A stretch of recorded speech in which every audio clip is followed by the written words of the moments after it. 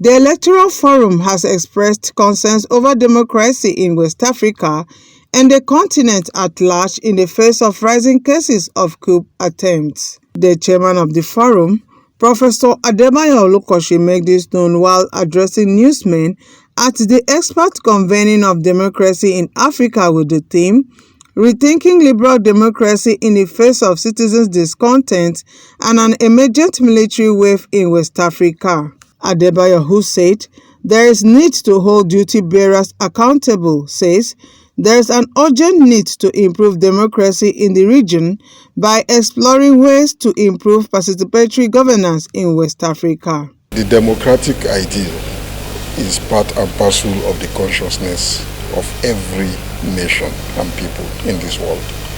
There is nobody and there is no society which prefers to live under a non-democratic system as compared to a democratic system. That's my first observation. The second observation is that it's important to always remind ourselves that democracy has many dimensions and forms to it. There isn't only one model of democratization. So that when people say that, well, liberal democracy is the standard against which every other form of governance should be measured, I think we need to challenge it and to contest it. First of all, we need to free ourselves, as I suggested at the beginning, from what I will call inherited wisdom about what works and what doesn't work.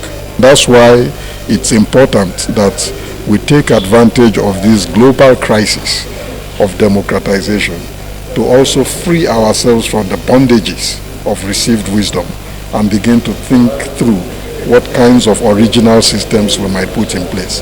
We are assembled to reflect on the crisis of democracy in Africa, but specifically focusing on West Africa because of recent events in the African sub-region. And we're here to review why democracy has been kind of in regression in recent years, and what needs to be done to stop the reversal and advance further the democratic gains we have achieved in the last 15-20 years. I think the one way forward is to hold the political class, particularly the political parties who control the executive and the legislature, in the sense that members of the executive, particularly the president, for example, is elected on a party platform, and members of the legislature are elected on various party platforms. Before we look at solutions, we must look at what the problems are. And I can summarize the problems as being discontent with governance. People are not satisfied, or they need more from their governments in terms of service delivery, improvements in living standards, and their peace and security. So if we identify those problems, it will be easy to see where the solutions are. Doing things better. The situation is also that I think a lot of governments, it's not that they don't want to do things better.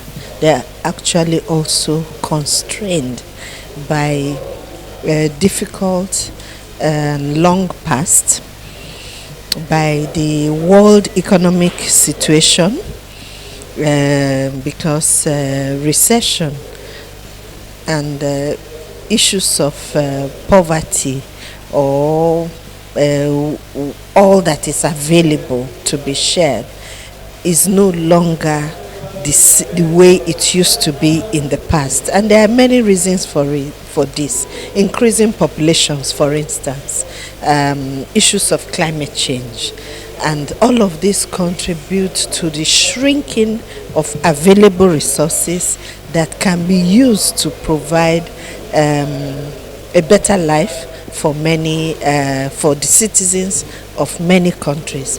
It will take a better, a more nuanced approach, strategy to deploy the little that is available in order to either get more or reach much more people, so that those who are not contented will be reduced in numbers, and we can have a reasonable level or semblance of peace.